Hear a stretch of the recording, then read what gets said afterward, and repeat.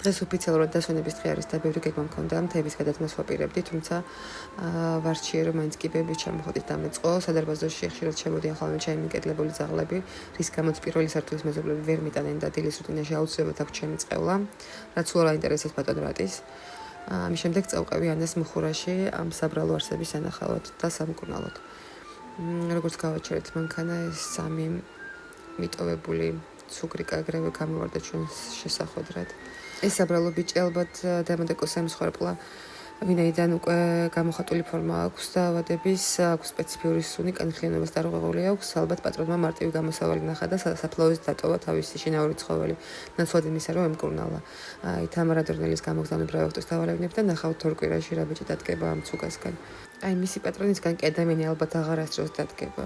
ეს სამივე მიტოვებული სული ცხოვრობს სასაფლაოზე, ალბათ მკვდრებს შორის უფრო მეტად პოულობენ სიმშვიდეს ვიდრე ცოცხალი ადამიანების გვერდით, თუმცა იდეალური იქნებოდა თუ ვინმე გამოჩნდებოდა მათი აყვანის მსურველი. არაჩვეულებრივი ცუგები არიან მართლა. ამის შემდეგ დამირეკა ტაქსმა, რომელმაც ქუთაისიდან ჩამომიტანა ეს საჭმელები და ვინაიდან ბოლო პერიოდის განმავლობაში მიწევდა კილოებით ყიდვა, რაც ყველაზე არაეკონომიური რამ, რაც ამდენ ძაღლში შეიძლება გააკეთო, ამიტომ მართლა სიამოვნებით ავიტანე ყველა წომარა მეორე სართულზე და ერთ წუთით არ მიგზნია არც დაღლა და არც წელის ტკივილი.